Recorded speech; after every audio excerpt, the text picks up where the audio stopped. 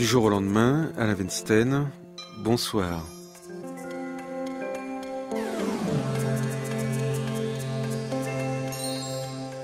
Le son du silence, parfois, m'indique qu'une forêt très lointaine existe pour que nous y allions. On n'en perçoit qu'un imperceptible bruissement.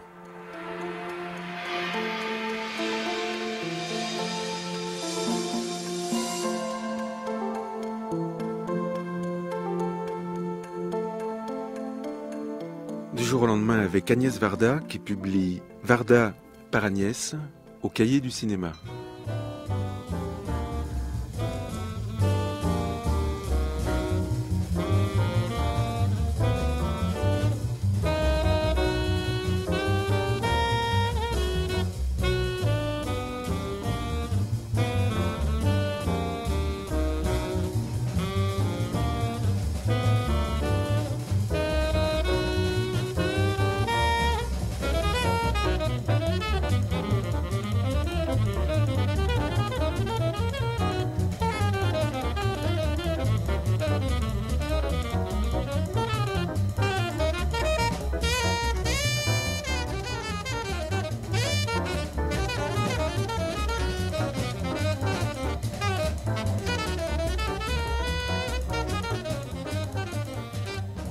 Alors Agnès, tout ça, ça fait beaucoup de choses. Il y a une rétrospective à la Cinémathèque, une exposition de photos dans toutes les FNAC de France, et ce livre, un gros livre qui est à la fois un livre d'images, de réflexions, d'anecdotes, de souvenirs, publié au Cahier du cinéma. C'est une manière pour vous, tout d'un coup, de faire le point? Un petit peu, mais c'est un peu occasionnel, c'est un peu événementiel. Disons que il y a 40 ans que j'ai fait mon premier long métrage. Et il me semblait que c'était comme ça de faire un livre de souvenirs ou quelque chose. C'était mieux à 40 qu'à 39 ou à 41 déjà. Et puis c'est vrai que cette rétrospective à la Cinémathèque, c'était une occasion. C'est un ensemble d'occasions, oui. C'est pas un bilan. Il y a même quelqu'un qui m'a demandé l'autre jour si c'était un testament. Pas vraiment, pas encore. C'est juste une halte au milieu du gué. Voilà, c'est une halte qui tombait bien dans un moment où j'ai peut-être eu tendance à regarder un peu plus en arrière que d'habitude, à me souvenir, disons, alors que ce n'est pas tellement mon tempérament. Alors cette irruption de mémoire, de souvenirs et de mauvaise mémoire, m'agaçant au plus haut point, je pensais que si je pouvais choper ce que je pouvais attraper, j'avais l'impression d'avoir des mouches autour de moi. Je me dis, toutes les mouches que je pourrais prendre, ce sera ça de prix. Bon. Façon de dire, mais c'était aussi bien parce que peut-être dans 5 ans, j'aurai encore moins de mémoire, voilà. Quand vous faites quelque chose, vous ne pouvez jamais le faire comme tout le monde. Ce livre, par exemple, c'est un livre qui ne ressemble pas au livre qu'on a l'habitude de lire. C'est déjà quelque chose que vous ne dites pas, ça ressemble à rien. Non. Je ne sais pas, Ça ressemble plutôt à tout qu'à rien. Oui, peut-être à trop tout. C'est vrai que quand on fait un seul livre, au bout de 40 ans de travail... il y a du matériel. Même si j'ai une mauvaise mémoire, j'ai quand même des souvenirs, j'ai quand même les films que j'ai faits. J'ai surtout beaucoup d'images. Je me suis beaucoup appuyée sur les images. Je tripotais des boîtes où il y a des images en vrac comme ça. Et les images faisaient naître des mots, les mots me rappelaient de souvenirs, les souvenirs me renvoyaient à d'autres images. C'était comme faire un film, à part que là, il fallait trouver une forme et que ça me faisait très peur. Une forme écrite m'a fait très peur, je dois dire. Vous n'auriez pas préféré que ça soit quelqu'un d'autre, je ne sais pas, un critique, un historien du cinéma qui fasse le livre? Ce n'est pas un livre critique. Qu'un critique fasse un livre sur mes films, très bien. De toute façon, ils ne l'ont pas fait. Je fais remarquer en passant qu'il n'y a pas de livre critique sur mes films. Donc, je pouvais aussi bien faire autre chose. Et puis, je ne fais pas de la critique ou de l'autocritique. Ça ne m'intéresse pas beaucoup. Je fais le point de ce que j'ai senti et de mon travail, je dirais. De mon travail qui passe par trouver une structure de récit qui ne soit pas de la camelote ou de la copie de roman, trouver des formes et des images qui me convenaient et les trouver à travers beaucoup d'années. Je pense que j'ai flotté longtemps. J'ai d'abord été vers une recherche qui était plus formelle et puis il me semble qu'après ça s'est un peu affiné. Donc ce travail-là avec la modestie, je veux dire qu'il faut avoir pour savoir qu'on ne sait pas très bien et on ne sait pas toujours après non plus, mais enfin on sait un peu mieux après. Et à mesure qu'on sait un peu mieux, on sait que c'est intéressant de ne plus savoir du tout. Alors justement, j'ai assez de longévité pour savoir ça. C'est pour ça que je pouvais en parler, il me semble, avec un peu d'humour, parce que c'est très rigolo ce métier, il est plein de folie et de drôlerie. Et un peu de distance parce que le temps a passé. Le petit peu qu'il faut de sérieux, parce que quand même le cinéma, c'est pas que de la rigolade. Et puis des anecdotes, parce que j'aime les gens. Au fond, le titre est un peu faux, quoi. C'est beaucoup les autres et moi, il me semble. Les images qui sont dans le livre, ce ne sont pas des illustrations qui viendraient comme ça réconforter un texte. Ce sont les moteurs de l'action qu'est le texte. Quelquefois, ils illustrent, mais pas de façon trop directe. Par exemple, quand je parle de Godard, je raconte une anecdote. Il était venu à la maison et il avait des bouteilles à la main, une dans chaque main. Et puis je lui ai présenté maman. Et pour dire bonjour à maman, il a lâché les bouteilles de sa main droite et il a serré la main de ma maman. Bon, alors je raconte ça. Et ce que ça avait suscité pour moi de réflexion sur lui. Mais l'illustration est, par exemple, le petit personnage de Glouglou qui accompagne toujours Nicolas et qui a des bouteilles dans les mains. Parce que j'ai pensé à ça ce jour-là. Donc c'est une illustration, disons, au deuxième degré. Parce que Godard est quand même un peu moins enfantin que Glouglou. Il y a donc vos images, vos textes plutôt que votre texte, et puis à la fin une filmographie qui a été établie par Bernard Bastide. C'est drôlement sérieux le travail qu'il a fait lui alors. Je crois que j'ai jamais vu ça. Il a réussi à récolter, y compris ce que je disais ou pensais à l'époque où les films étaient faits, et les critiques d'époque, y compris les mauvaises. Ça c'est bien, mais je pense que ça c'est l'aspect didactique des choses. Je pensais que si des gens qui travaillent le cinéma ou des étudiants ou des gens qui me posent toujours des questions, ils peuvent en tout cas lire la fin du livre, ils ont des informations sérieuses. Les miennes ne le sont pas tellement. Les miennes sont très subjectives, elles sont sporadiques, elles sont en désordre. Et je n'ai pas d'informations à donner, moi ce sont des notules. J'ai essayé, j'ai pensé que dans le monde d'aujourd'hui, on vit dans je ne vais pas employer le mot de zapping parce que c'est interdit, hein, mais enfin on sautille d'une chose à l'autre, d'une chaîne à l'autre, mais aussi d'un livre à un journal, d'un journal à une lettre. Oh, il y a assez peu de gens qui écrivent, mais enfin, de quelque chose à autre chose. On est dans notre voiture, on écoute, je ne vais pas dire quel pote, on écoute la radio, et puis on sort, puis quelqu'un a tapé la porte, et puis on est en retard, et puis tout ça. Donc on vit dans une espèce de trépidation. Il y a extrêmement peu de gens qui peuvent lire 3-4 heures de suite. Alors j'ai pensé aux gens qui regarderaient ce livre, et je me suis dit, il faut qu'ils puissent l'ouvrir au milieu, il faut qu'ils puissent l'ouvrir n'importe où. Il y en a pour 5-10 minutes à être avec moi, puis ils repartent. J'ai proposé ça, j'ai proposé des visites sporadiques dans ce livre. Est-ce que c'est clair? Est-ce que c'est une bonne idée? Oui, c'est bien. Ça donne l'envie de vous retrouver. Oui, mais par-ci, par-là. Pas trop. Et puis, si on va en arrière, en avant, c'est pareil. C'est tout à fait, je l'ai déjà dit, mais je me souviens que Godard parlait du film idéal qu'on pourrait projeter en inversant les bobines, c'est-à-dire qu'on pourrait rentrer n'importe où. Et j'ai beaucoup pensé à ça. On peut parfaitement lire vers la page 150, puis le début, puis vers la fin, puis le chapitre sur Demi et moi, et puis après mes débuts. Tout ça, j'allais dire, la chronologie n'a pas grande importance. Dans ma vie non plus, d'ailleurs, le temps est quelque chose avec que j'ai des rapports très particuliers. C'est un peu n'importe quoi, ce qui fait que c'est pas très important. Et je voulais qu'on circule dans ce livre comme ça, qu'il y ait une grande liberté. J'essaye de ne pas imposer le livre au lecteur, et en même temps, j'essaye de l'appâter avec des images, parce que je crois qu'on a toujours envie de regarder les images, alors qu'on n'a pas toujours envie de lire. Le temps, au départ, est nié dans ce livre, puisque vous avez repris une photographie très impressionnante où vous êtes le personnage d'un tableau de Piero della Francesca. Ah non, les profils, là? Oui. Ah non, c'est Gentile Bellini, ça. C'est au musée de l'Académie, à Venise. Cette peinture, il y a des drôles de moines qui nagent sous l'eau. On voit le pont du Rialto. Et à gauche, il y a quelques petits bonshommes, des notables. Il se trouve que j'avais un imperméable comme ça, avec une espèce de tissu cachemire qui faisait assez Renaissance. Je me suis fourguée là-devant. J'ai installé l'appareil sur pied, puis j'ai demandé à quelqu'un de déclencher. Je voulais me fondre. Je crois que je suis comme ces personnages, comme un personnage de Godard qui voulait rentrer dans l'écran, ou bien, comment elle s'appelait, la personnage de Woody Allen, la Rose pourpre du Caire, qui pensait qu'ils allaient sortir. Je crois que j'ai tellement aimé la peinture, je l'aime tellement que je crois que je voulais rentrer dedans, me fondre là-dedans. Mais en même temps, c'est sortir du réel. Je sais pas ce que c'est. De toute façon, comme la photo de la couverture, ce sont des photos anciennes où je suis franchement plus jeune. Donc j'accuse coquetterie et sens de l'image en même temps. Vous aimez retrouver ces photos de vous? Oui, non. Parce que, comme ça, dans le vrac, il y en a des tellement moches, même jeunes. C'est pas une question de jeunesse. C'est une question d'image.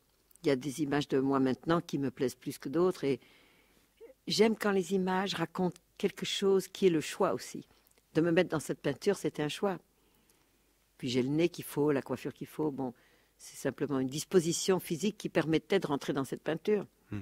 Ensuite, il faut rentrer dans le livre. Et alors là, c'est une autre histoire. Comment commencer un livre comme celui-ci? Vous vous êtes posé sérieusement la question. Je crois que le début du livre en rencontre avec une certaine honnêteté. Je me suis dit bêtement, il faut commencer par le début. Et alors, l'idée de faire un prologue m'a pris la tête. Bon, je raconte, hein, j'ai pris un dictionnaire de synonymes et j'ai attaqué avec prologue, préface, machin, prolégomène, tout ça. Et ça m'amusait tellement, tout en me disant, je ne dis rien, c'est vraiment des mots pour rien dire du tout. C'était ma façon de faire du vent et des pirouettes.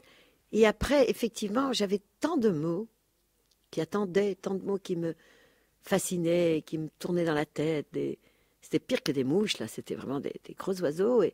Et je me suis dit, j'ai qu'une solution, je vais déjà prendre ces mots un par un, à bras-le-corps, comme ça. Je vais voir ce qui sort. Et quand j'ai eu tous ces mots en vrac, j'ai dit, bon, alors, voilà, je vais faire un abécédaire, ça sera ça de mis de côté. Puis après, je pourrais peut-être parler de cinéma. Je crois que, même si c'est très, enfin, presque stupide d'être à ce point-là gauche devant un livre, mais j'ai laissé le livre refléter cette... la façon que j'étais empotée, voilà, je me sentais empotée.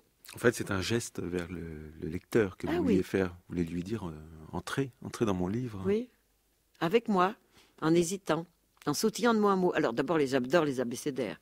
Comme j'adore les catalogues, je reconnais que mon livre a quelque chose de catalogue de, qu'est-ce que je dirais, de la manufacture de Sainte-Agnès ou quelque chose comme ça. Et côté catalogue, moi, les catalogues par correspondance me fascinent au-delà de tout ce que je peux dire.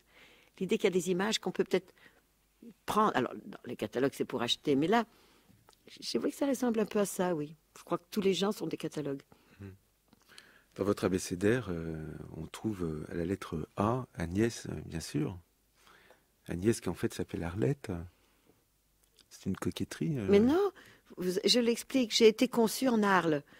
Alors c'est déjà drôle de le savoir. Enfin, ma mère donc savait qu'elle m'avait conçue, donc elle avait décidé que si c'était une fille, elle s'appelait Arlette. J'essaye de dire avec drôlerie que si elle m'avait conçue à Lyon, je m'appellerais Lyonnette.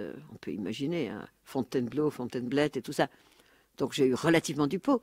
Mais comme j'aime pas les diminutifs en net, j'ai changé. J'ai été chercher un nom plus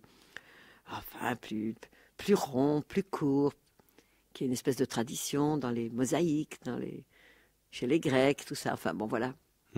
Agnès, c'est pas mal, c'est près des anges aussi. Ah oui, si on tourne les lettres, oui. Si on change juste le G et le N, ça fait ange. Oui, mais j'ai dit que Agnès, c'était dans magnésium et qu'il fallait faire attention aussi, pas faire la bête non plus, parce que vous connaissez l'expression, qui fait la bête fait l'ange. Les anges, c'est tout ce que vous avez retenu de la religion chrétienne? Oui, de plusieurs religions, chrétiennes, orthodoxes. Ah, j'aime les anges, oui, je les aime vraiment. Je les aime parce qu'ils sont beaux, déjà. Il y a une beauté des anges qui est fascinante. Ils ont des cheveux, ils ont des ailes, ils ont des plumes, ils ont des poils, je ne sais pas, il y a quelque chose dans les anges qui est fascinant dans leur représentation. Ils annoncent, ils détruisent, ils punissent, ils font toutes les choses qui sont importantes dans la vie. Ah oui, à propos des anges, j'ai raconté quelque chose. Quand j'ai tourné Jane B avec Jane Birkin, j'ai voulu lui faire jouer une annonciation. Et alors, nous étions à Knokke-le-Zout et j'ai cherché un ange. Vous connaissez, vous l'avez lu cette histoire? Oui. Vous avez le temps de la lire. Je la trouve tellement belle par rapport à ce que je veux dire, quoi. Et je leur ai dit, il nous manque un ange. Je pars dans la rue, je vais le trouver. Assez sûr de moi, peut-être c'était ridicule. Et, je sais pas, 5 minutes plus tard, je croise un type, une splendeur, avec des cheveux Renaissance comme ça jusqu'aux épaules, un air altier, un grand nez. Grand mec, beau comme tout. Bon, l'accent belge, mais enfin, ça se voit pas forcément pour poser. Et je lui parle et tout ça. Je lui dis, est-ce que vous voulez bien, tout ça? Il nous faut juste 2-3 heures, on va aller à Bruges et tout ça. Vous serez un petit peu payé, tout ça. Il dit, oui, d'accord, tout ça, ça va. Et alors je lui dis, écoutez, vous êtes où, là? Vous allez quelque part? Il dit, on peut me trouver à mon travail. Hein. Je travaille au casino, hein. C'est moi qui lave la vaisselle, je suis plongeur. Ça m'a plu intensément. Parce que c'est tout à fait le sens que j'ai. C'est-à-dire que ce plongeur, qui avait un travail modeste, si on peut dire, était l'ange que je cherchais. Et c'est un peu comme dans... C'est la guerre des étoiles ou dans Empire Strikes Back. Je ne sais pas lequel. Ce jeune garçon blond, il cherche comme ça son son maître à penser, son gourou, son père, son dieu. Et il tombe sur ce tout petit animal. Vous vous rappelez de ça, ce petit Jedi qui a des grandes oreilles et des grands yeux compréhensifs, comme ça, une petite bête de 30 cm de haut. C'est ça que j'aime dans mon travail de reportage, dans mon travail de cinéaste et dans la quête que nous faisons tous plus ou moins, de comprendre quelque chose, des bribes de compréhension. Il y a des anges Ils sont cachés. qui sont comme vous et moi. Voilà, ils sont cachés, ils sont tout petits, c'est des bêtes à grandes oreilles, c'est des plumes, c'est des papillons, c'est des gens, c'est des plongeurs. Comme dans les films de Wenders. Oui, oui. Et encore, Wenders, il est presque plus réaliste, j'allais dire. Enfin, il les cherche aussi. Mais je crois que chercher l'ange, c'est chercher aussi les conseils, c'est chercher un peu de soutien. Et puis, il y a l'ange de la mort qui va nous emmener aussi. Et celui-là, c'est quand même mieux que ce soit lui qui nous emmène que des vilains, quoi. Que des diablotins, que des méchants, je sais pas. Qu'est-ce qu'on peut faire pour qu'ils ne viennent jamais nous emmener? On ne peut rien faire. J'ai écrit une page sur ma mère. Bon, ça n'a pas de place peut-être dans ce livre. Mais je me suis donné la permission que ce qui me semblait rentrer indirectement ou directement dans ce qu'est une cinéaste avait le droit d'être dans ce livre. Voilà. Alors ça rentrait puis ça ressortait, il en restait des bribes. Et je me suis mis à écrire quelques pages sur ma mère et j'en ai gardé une. Bon, elle adorait les Annonciations, alors peut-être je tiens d'elle cet amour des anges. Mais quand elle était très très vieille, je la voyais assise comme ça, à regarder des livres qu'elle ne voyait plus parce qu'elle était aveugle. Et je repensais vraiment à toutes ces peintures anciennes, des Van der Weyden, des choses comme ça, où il y a une espèce de petite vierge avec des plis cassés dans sa robe et un manteau raide et puis un livre raide. Et tout d'un coup, on voit arriver un ange fracassant comme ça qui vient lui dire qu'elle sera mère. Mais j'avais tout le temps l'impression que ma mère attendait l'ange de la mort et qu'elle l'attendait paisiblement, avec le petit peu de frayeur qu'on peut avoir, de la surprise, quoi, mais pas plus. Je pense que ces images qui nous viennent, et pour moi, pas du tout de la religion, mais de la peinture ancienne, sont très très fortes. Et c'est rentré dans le livre parce que justement, il y avait un rappel avec une annonciation que j'ai fait jouer à Jane Birkin, et qui est devenue une dénonciation d'ailleurs. Bon, ce fatras, la façon dont je parle d'ailleurs, qui est un désordre continu, mais bon, ce fatras, j'ai quand même donné de l'ordre, c'est ça que je voulais dire. C'est comme mes films, c'est quand même, finalement, l'air de rien. C'est quand même fait et structuré, j'espère. La peinture, ça joue un grand rôle dans Oui. votre paysage et dans vos films. Moins dans mes films que dans ma vraie vie. C'est vrai que beaucoup de choses passent par la vision que certains peintres en ont eue. Et après, j'ai l'impression que je ne peux même plus regarder autrement. Je veux dire, je sais pas, des matchs de foot, par exemple, qui ne m'intéressent pas. Je suis obligée de voir de Stahl, par exemple, qui en a fait quelque chose qui m'intéresse plus que... Ou un orchestre. C'est pas tout à fait figuratif, c'est entre figuratif et abstrait, mais c'est vrai que certains hommes angoissés, je les imagine comme dans Bacon. Enfin, des choses comme ça. Mais ça ne veut pas dire que je plaque tout le temps la peinture, ça veut dire que la culture, c'est fait pour vivre, c'est fait pour que ce soit là tout le temps. Et certaines peintures anciennes et certaines peines, certaines douleurs ont déjà des formes de certaines vierges au pied de la croix qui ont ces visages rouges comme ça et ces yeux rouges et des larmes. Elles représentent tellement de la douleur. Il m'arrive dans un musée de pleurer en les regardant. Je pleure peut-être pas sur elles ni sur le Christ, mais il y a une douleur en soi qui répond tellement à ça qu'elle peut sortir. Je crois que l'art, le cinéma aussi d'ailleurs, les livres nous aident à sortir ce qu'on ne sait pas dire, ce qu'on ne peut pas dire, ce qu'on ne sait pas souffrir comment. Alors on souffre avec des œuvres qui souffrent mieux que nous. Alors dans certains de mes films, c'est ça. Dans certains de mes films, on rigole mieux que nous. Dans certains de mes films, on est féministe à la place de nous tous. Et Mona, Sandrine Bonner, dans Antoine Hulot, elle marche pour nous tous qui ne savons pas toujours dire merde. Il y a ça aussi. Les livres, ils ont joué un rôle aussi dans votre vie? Ils ont joué un grand rôle dans ma vie, au début de ma vie. Parce que là, je vois la lettre B dans l'abécédaire, B comme Bachelard. Vous racontez que vous avez suivi ses cours à la Sorbonne en 46-47. Je l'ai aimé, ce titre. Vous avez acheté ces livres, mais que vous n'avez ni coupé leurs pages, ni commencé la lecture. Non, c'est trop difficile pour moi. Dans ces cours, je prenais des notes. Il y a une partie de ces cours que je ne comprenais pas du tout ce qui relève de la philosophie Phénoménologique. Oui, ça m'échappe complètement. Seulement, c'était un homme qui parlait autour de ce qu'il voulait dire aussi. Et quand il commençait à parler des choses et des gens, Quand il parlait de Jonas dans sa baleine, c'était magnifique, on comprenait les choses. Quand il parlait des maisons, quand il parlait de l'odeur des pommes dans les greniers, de la verticalité des maisons, des caves, de l'humidité, il parlait tellement, disons qu'il émaillait ses cours de ce qu'il a appelé après sans doute la psychanalyse du feu, des objets, tout ça. Mais j'avais commencé 1 ou 2 pages et je trouvais que ces livres étaient difficiles à lire et je sais qu'il m'a appris quelque chose, il m'a enseigné quelque chose de tellement important que ces livres, physiquement ces livres, c'est simplement un objet magique, comme j'aurais un gris-gris. J'ai les livres de Bachelard, je suis pas capable. C'est pas grave que je sois pas capable de les lire. Je sais que Bachelard m'a aidé dans mon travail. Il y a des livres que vous avez ouverts? Oui, quand j'étais jeune, j'en ai lu beaucoup, oui. Oui, oui. J'ai quand même beaucoup lu. J'ai beaucoup lu Queneau, Léris, des gens qui m'ont impressionné. Je lisais beaucoup de poésie et des poésies un peu raides comme Mallarmé, Valérie, tout ça. Et puis les molles, j'appelle, que j'aime, enfin comme Toulet, comme je sais pas. Je sais pas. J'ai aimé Prévert, par exemple, qui était le poète populaire par excellence. Oh non, j'ai lu beaucoup de choses, bien sûr. Mais après, j'ai plus pu lire, c'est ça. Comme je n'écoute plus de musique maintenant, je ne lis plus non plus. Qu'est-ce que vous faites alors? Ben, j'ai fait un livre. Je fais des films. Ça me prend beaucoup de temps. J'ai fait des films. Je me concentre. Je reste un petit peu dans le silence. Mais j'ai beaucoup écouté de musique. J'ai beaucoup emmagasiné. J'ai beaucoup lu. On n'est pas obligé de faire tout le temps la même chose tout le temps. Je ne crois pas du tout qu'il faut être cultivé comme ça, de façon systématique. Il faut avoir tout lu, tout vu. Je ne vais plus au théâtre non plus. Pratiquement plus, 1 fois, 2 fois par an. 1 ou 2 livres par an. Je coûte 1 ou 2 choses par an. Et j'ai besoin de silence. J'ai besoin de travailler aussi, parce que le temps est court maintenant. Alors, si j'ai encore un film à faire, ou 2, ou peut-être il faut que je les fasse relativement vite. Déjà que j'étais en état d'urgence quand j'étais jeune, ça s'est pas arrangé.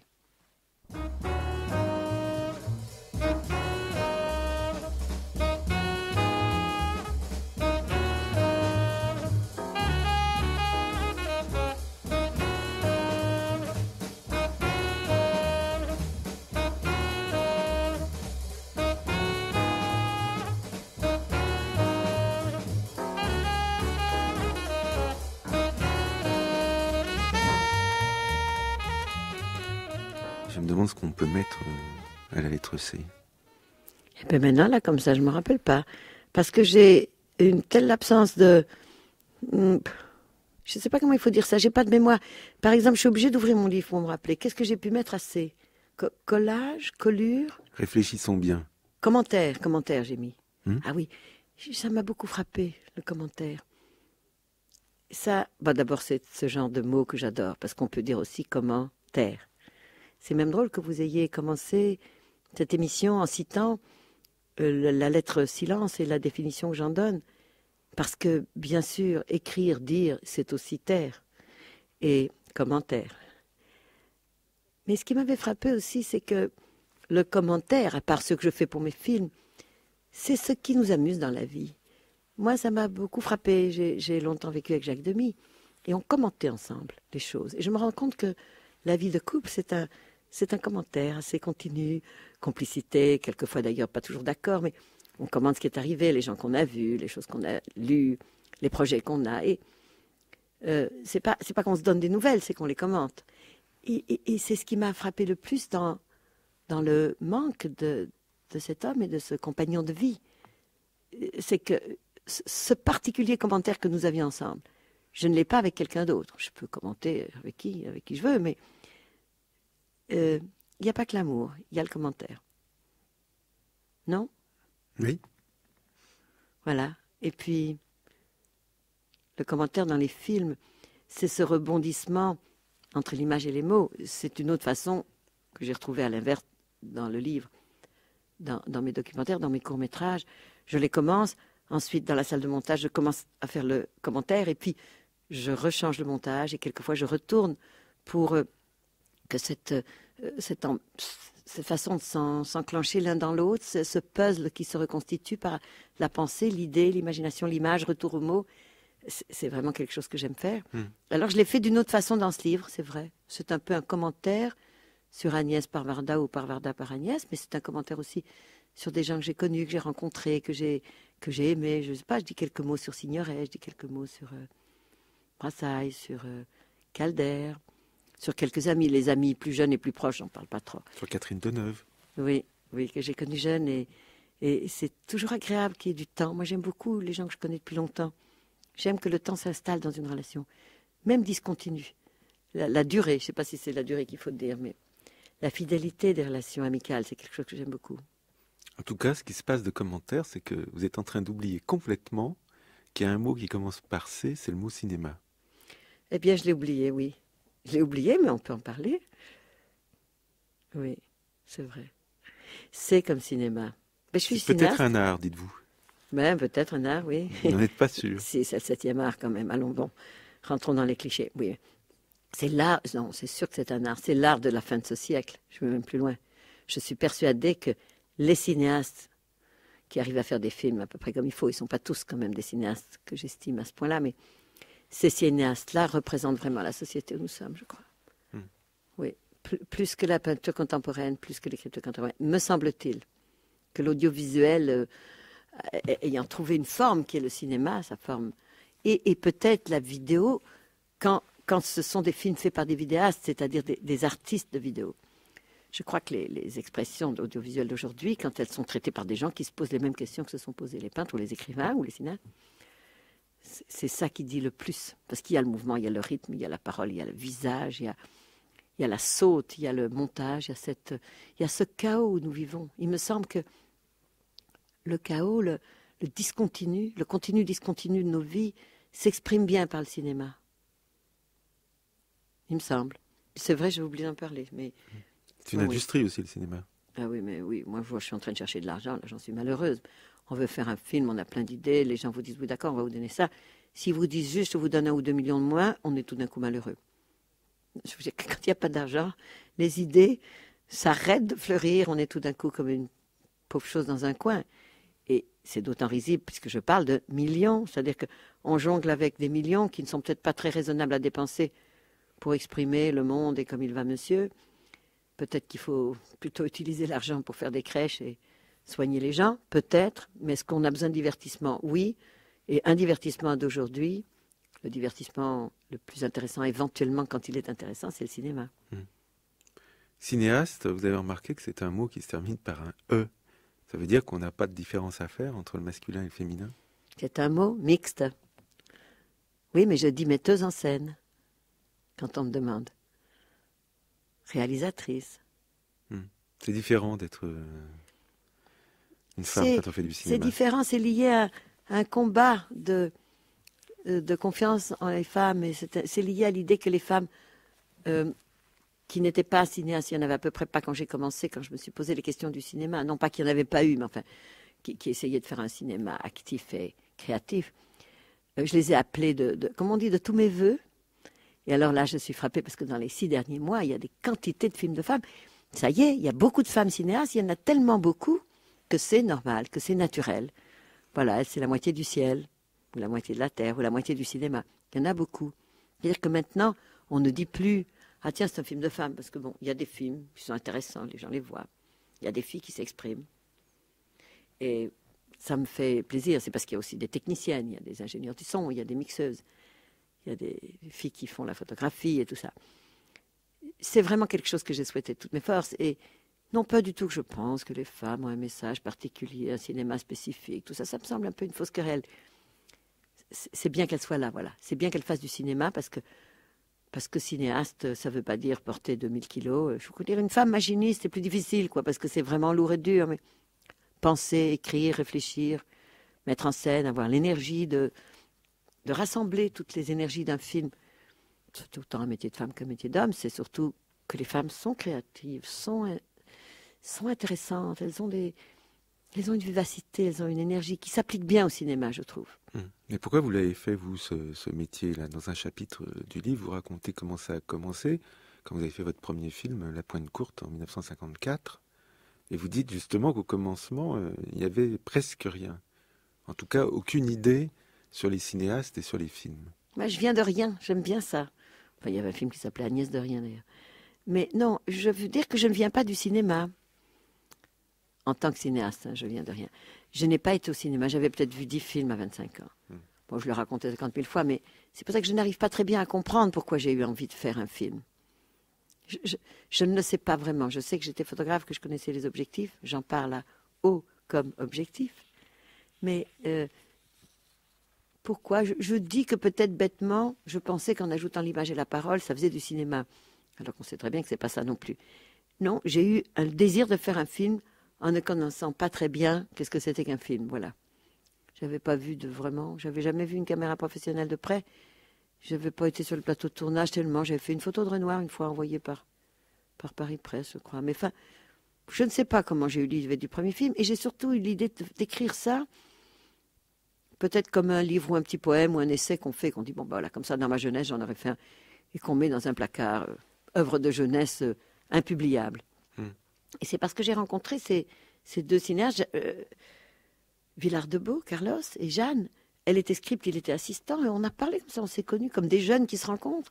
Je dis, ben moi je vais écrire un film, comme on dit, moi un jour j'ai appris à faire du vélo, quoi. Et ils ont dit, mais pourquoi on ne le fait pas, pourquoi on n'essaye pas? Et ils m'ont poussé littéralement à dire, il n'y a qu'à. Et ce truc extraordinaire, et effectivement, à partir de là, j'ai fait ce film. Alors, c'est vrai, sans principe, sans connaissance, sans avoir été assistante, sans avoir été à l'école, sans rien savoir. Et je pense que de cette ignorance, de cette inconscience, de cette irresponsabilité totale, est né un film original, tout simplement. Je n'ai pas été original parce que je suis original, je crois que j'ai été original parce que je ne me suis pas posé de questions. Et donc, le premier film, il est en même temps très réfléchi et il est un peu brut. Et à partir de là, quand j'ai connu les films, quand René m'a dit, tiens, ça me fait penser à ci, ça me fait penser à ça, Alain René, qui était le monteur du film, je me rendais compte que j'étais ignare. Il m'a dit, il y a une cinémathèque à Paris. Je ne savais même pas où c'était. J'avais fait un film et je ne savais pas qu'il y avait une cinémathèque avenue de Messine, voilà. Vous dites que c'est René qui vous a fait passer du stade de cinéaste brut à celui de cinéaste débutante. Oui, c'est assez ça. J'ai débuté après avoir fait un film. Mais c'est pas non plus comme au bal des débutantes, hein. C'est pas de la coquetterie, c'est que je me suis rendu compte qu'il y avait eu des cinéastes extraordinaires avant moi. Quand j'ai commencé à voir leurs films, je me suis dit, si j'avais vu des films de Murnau, de Dreyer, enfin, de ce qui nous a impressionnés, comme ça, de Bergman et des rigolos et des Buster Keaton, je ne connaissais rien, je veux dire, rien. Et si j'avais vu tout ça, j'aurais peut-être pas osé faire un film. J'aurais été pétrifiée. De même que sans doute, là, j'ai attendu d'être un petit peu plus ancienne pour écrire un livre, parce que les gens qui écrivaient des livres, les écrivains, m'impressionnaient beaucoup. Jeune, j'aurais jamais osé écrire un livre. Là, c'est une espèce de faux livre, c'est comme ça que j'ai osé.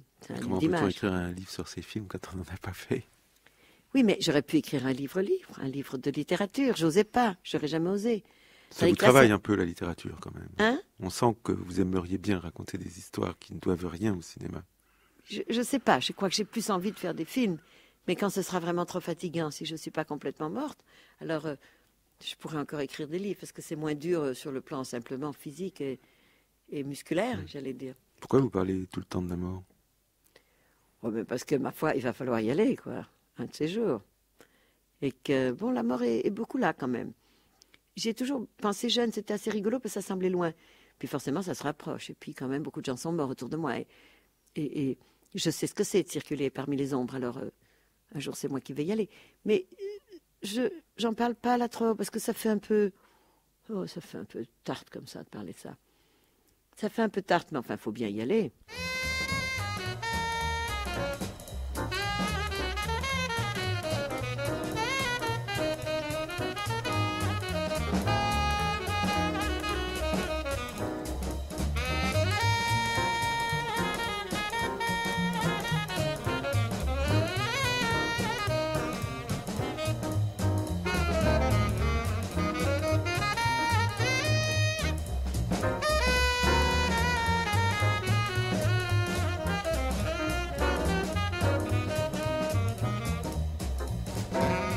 En 40 ans de cinéma, Agnès Varda, des films, vous en avez fait quand même pas mal. Mais pas tant que ça. Une trentaine. Il y a beaucoup de courts-métrages. Ça compte. Des longs-métrages, j'ai dû en faire. Les longs-métrages, j'ai peut-être fait que 12, 13, 14, je ne sais pas. Mais non, j'ai fait très très peu, je ne suis pas prolifique. Il ne faut pas oublier qu'il y a des cinéastes qui font un film par an, voire deux. Il y a des gens qui ont fait, je crois que Christian Jacques, il avait fait 120 films. Doyon, il en fait 2 par an. Chabrol, il en fait 1 par an. Je veux dire, même des cinéastes américains qui ont besoin de beaucoup moins de moyens, ils font au moins tous les 2 ans. Mais vous, pourquoi vous n'en faites pas 2 par an? Parce que vous n'avez pas de moyens ou Les pas deux, d'idée? les deux. Un, parce que j'ai pas forcément l'idée que je suis. Il faut que ce soit comme ça, que ça rentre en moi suffisamment pour que ce soit organique. Puis quand c'est vraiment là, paf, c'est urgent. Et puis il y a la vie qui m'a pris des fois un peu de temps. Et puis je manque d'argent. Et puis je manque pas d'argent moi dans ma vie. Je suis tout à fait bien. J'ai tout ce qu'il me faut. Mais je veux dire, je trouve pas facilement l'argent pour faire les films que je voudrais. Je ne suis pas reconnue comme une cinéaste qui donne juste 3 coups de fil et qui trouve l'argent qu'il lui faut pour faire les films. Je suis un petit peu marginale pour le système et dans le système pour les marginaux. Je ne suis pas tout à fait installée. Comme ce livre, il est un petit peu hors catégorie. Alors c'est en même temps très agréable et c'est en même temps un petit peu inconfortable. Et puis les gens, peut-être que c'est plus facile. Il y a des gens qui font des films qui font vraiment des films un peu dramatiques, ou bien des gens qui font des films vraiment critiques de la société ou vraiment psychologiques. Et puis moi, je passe d'un truc à l'autre, du documentaire au film de fiction. Et puis Vous avez hésité à dire film de fiction? oui, je trouvais pas le mot. Je trouvais feature. Non pas que je suis tellement bilingue, mais feature, c'est tellement un drôle de mot. Mais enfin, bref. Et puis aussi parce que j'aime rire, je me prends pas tout à fait au sérieux comme quand j'aborde des choses. Je vois dans cet entretien, on s'est mis à être très sérieux. Tout d'un coup, je me dis, oh là là, il faut absolument qu'on dise que j'aime les jeux de mots, que ce livre était un jeu, que j'arrive pas à croire que toutes ces choses sérieuses ne peuvent pas être allégées par l'humour, un peu d'ironie, la distance. Un peu de légèreté, on en a tellement besoin. Moi, j'ai tellement beaucoup plus besoin de légèreté que de paroles profondes. J'ai beaucoup plus besoin de sourire que de gens qui me comprennent. Il arrive que des gens, quand ils veulent être sympathiques à mon égard, me disent des choses si sensibles, si profondes que je me mets à pleurer. Je cherche pas ça. Je sais que la communication, c'est ça aussi, mais si quelqu'un me raconte une histoire amusante, je me sens bien, j'aime bien écouter des gens qui disent des blagues et bon, peut-être que c'est ça mon besoin. Je ne suis pas tout à fait capable de faire une vraie comédie. Je suis capable d'installer beaucoup de sourires dans les films. Mais une vraie comédie, on dit que des choses drôles, je ne sais pas le faire non plus, parce que ça non plus, ça ne me satisfait pas. Il y a un cinéaste qui me satisfait beaucoup pour ça, c'est Woody Allen, par exemple, que je trouve... on rit à ses films, on rit, on sourit, et il parle pourtant de choses qui nous tiennent tous à cœur, et de la difficulté d'exister, de vivre avec quelqu'un, ou de supporter ça ou ça, ou le bruit, ou les autres, ou le jazz, ou la musique, ou je sais pas. Mais vous savez bien que tel qui rit vendredi, dimanche pleurera. Ah oui, mais qui sourit tous les jours se porte mieux en mangeant sa pomme. Ces films, alors, Agnès Varda, vous les classez en films de fiction, documentaire. On pourrait utiliser une autre classification qui serait film dont vous avez pris vous-même l'initiative, et films de commande, parce que vous avez fait beaucoup de films de commande. J'ai fait un chapitre là-dessus parce que j'ai remarqué que les jeunes gens et les jeunes filles d'aujourd'hui, vous savez, on fait en France 300 courts-métrages par an. Et dans les longs-métrages qui se font, à peu près 120, il y a 40 premiers films chaque année. Je trouve ça assez merveilleux. C'est quand même un pays, grâce au CNC, aux avances sur recettes, aux subventions, qui permet à des jeunes de s'essayer au genre du cinéma et éventuellement de devenir cinéaste. Et je suis très frappée qu'ils font tous des films qu'ils ont inventés, qui les ont inspirés. Il y en a assez peu qui acceptent des films de commande. Et moi, j'ai toujours aimé les commandes. J'ai aimé les commandes parce que dans une contrainte qui est celle du sujet et de la durée imposée, il faut être très astucieux et très malicieux pour entrer soi-même et trouver son bonheur. Et c'est un exercice que je trouve très salutaire. J'ai aimé le faire. Je l'ai fait pour Saison au Château, je l'ai fait même pour l'Édith Cariatide, qui était un court-métrage sur les cariatides de Paris, où j'ai réussi à fourguer Baudelaire, que j'aime tant, par exemple. Il y a aussi un chapitre dans le livre, alors sur lequel il faut se précipiter, parce qu'on peut y faire des découvertes, que vous consacrez aux films que vous n'avez pas tournés. Eh oui. Eh oui. Il y en a beaucoup? Beaucoup, oui, beaucoup. J'ai cité quelques-uns, ceux qui me tenaient le plus à cœur. Et je cite aussi une visite que nous avons faite, Jacques Demy et moi, à Jacques Prévert qui était à Antibes. Et ce délicieux Jacques Prévert, outre qu'il était gentil, qu'il était drôle, nous a montré ces très beaux collages qu'il faisait. Et puis on parlait de choses et d'autres, et il nous a dit, et j'ai retenu ça comme avec une impression très forte, qu'il écrivait donc des scénarios et des dialogues, et on sait de quelle qualité, et qu'il y en avait 1 sur 3 qui avait été pris et tourné. Et l'idée qu'il y avait du déchet chez Prévert, comme ça, nous a donné beaucoup de force et de courage. Non pas du tout que Le malheur des autres ne rend pas heureux, hein, mais on supporte mieux, quoi. Et tous les films qui ne se sont pas faits, je me suis dit, oh bah oui, bah, Prévert non plus. Hein. Il faut savoir accepter que voilà, c'est pas pris, ça marche pas. Il y en a même que j'ai essayé de réchauffer, de ressaucer, de réimposer, changer le titre, changer. Il y en a qui prennent pas.